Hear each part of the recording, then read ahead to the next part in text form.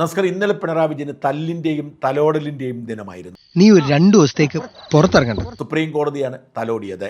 കേരള ഹൈക്കോടതി നവകേരള സർവേ നിർത്തിവെക്കാൻ ഉത്തരവിട്ടത് സുപ്രീം കോടതി സ്റ്റേ ചെയ്തു. നേരാണോ ഇതൊക്കെ? പിന്നെ ഇവനെയൊക്കെ വെടിവെക്കണം.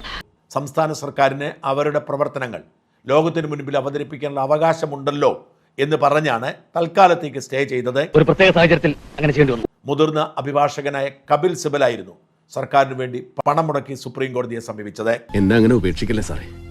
ഈ ലോകം വിട്ടാ പിന്നെ എനിക്ക് ആരാ ഉള്ളത്? ഇവിടെയുള്ളവരൊക്കെ എന്റെ ബന്ധുക്കളാ. ഗ്രൗണ്ടിൽ കിടന്ന് ഷോ കാണിക്കുമ്പോൾ ആലോചിക്കണായിരുന്നു. പേപ്പറിലും ടിവിയിലും കൂടി വരുമ്പോഴത്തേക്ക് ഉള്ളപാനം മാസ്കോടെ കാമ കൊണ്ടുപോകുമല്ലോ. 1 രൂപ പോലും ചെലവില്ല എന്ന പച്ചക്കള്ളമാണ് സുപ്രീം കോടതിയിൽ പിണറായിയുടെ സർക്കാർ എടുത്തത്. പാവം, അയാൾ കരഞ്ഞുകൊണ്ടാ പോകുന്നത്. അവൻ കരയണം, എന്നാലേ അവനൊക്കെ പഠിക്കൂ. സാമാന്യ ബോധം എന്നൊരു കാര്യമുണ്ടോ തനിക്ക്?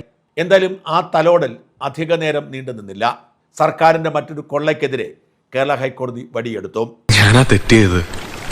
എപ്പോഴത്തെ പോലെ ഞാനൊരു തമാശ ഉദ്ദേശിച്ചുള്ളൂ. പക്ഷെ വാസ്തവത്തിൽ വലിയ മോഷണ കുറ്റമാണ് പിണറായി വിജയൻ ചെയ്തുകൊണ്ടിരിക്കുന്നത്. നമുക്കെല്ലാം പറഞ്ഞു ഒതുക്കാം. ഒരു ഒത്തുതീർപ്പിന് ഞാൻ തയ്യാറല്ല.